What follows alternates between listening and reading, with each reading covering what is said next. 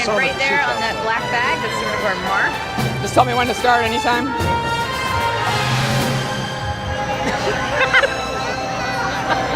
Just looking at each other makes us laugh. My story is when we arrived, even though I was in the second class of women, they really hadn't figured the uniforms out. So they gave us men's shirts, which button left over right, but they tailored our trousers, which had a fly that was right over left. So we didn't have a gig line. So this is the first time we're actually wearing a uniform with a belt. And so Vicki and I are about the same as we were back then, just quite a bit skinnier, but pretty much the same profile. So we're in formation, we're being inspected, and my gig line was off. I didn't know that. And so I'm at attention, and this, male midshipman comes by and he goes, "Midshipman Howard, your gig line is off. Straighten your gig line." I'm like, "Because can't you see your gig line?" I'm like, "No, sir, I can't." And he got so red. The lesson learned from that is every time we went out before an inspection, we went like this.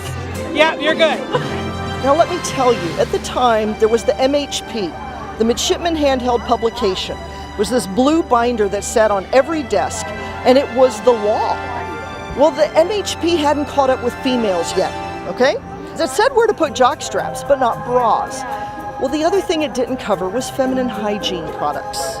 So we took a little box that Tomoko had received a care package in, and we shoved tampons and pads down in this box, shoved them, and then closed the flaps, the four-way thing, and shoved it in the back left corner, I remember vividly, under the sink. So they told us about this guy, and I will leave him nameless, this class of 80 person in our company.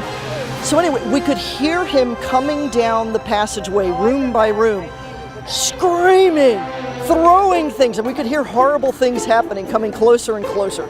So, boom, he comes in. "Sir," and we, say who we are, we brace up, and he goes through with the room inspection chit. And he's looking, he's got his black socks, and he goes through the shower, and he can't find any white soap scum. We had scratched with a razor. He was pissed. You could tell he was really pissed because he'd flunked every room so far. So then he goes under the sink. He looks under there, and he goes, "Aha!" And he pulls out this little box. Then he goes, "Little care package from home? Let's see." And he pops the flaps open. Tampons and pads go flying everywhere. Well, we weren't allowed to curse in those days. They made kind of a big deal about not being allowed to curse.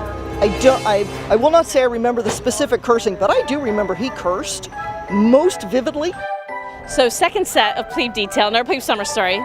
My squad leader had decided that no one was going to drop out due to dehydration. And grape aid was the drink that was offered that day, and so he required that all of us drink an entire container of grape aid with our lunch. Great idea, but it turns out, I was 5'6", 109 pounds. Turns out 2 quarts of grape aid causes you to projectile vomit grape aid in large quantities on the whiteworks of the poor person standing in front of you.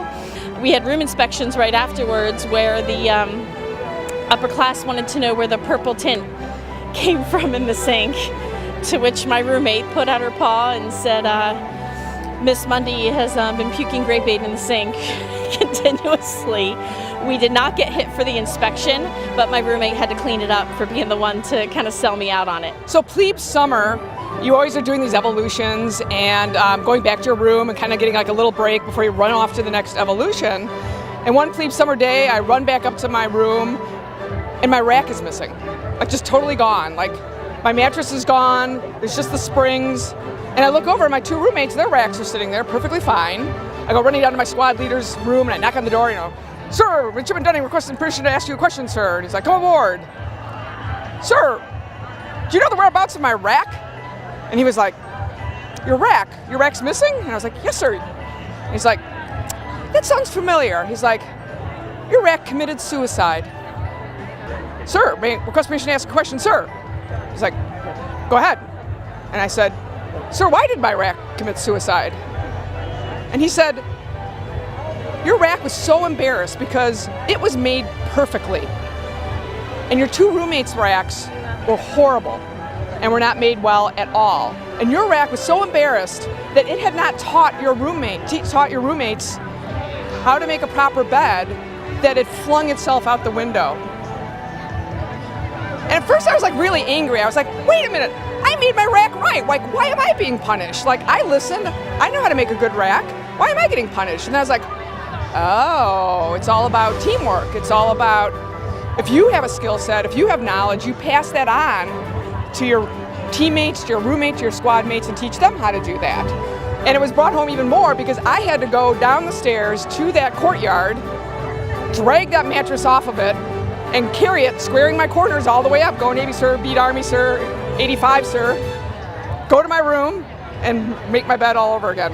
I think that's one of the things that's so unique about the Naval Academy and our experiences there, is that they teach you about teamwork, they teach you about you're only as strong as your weakest link, and it's all about sharing the knowledge and sharing your strength.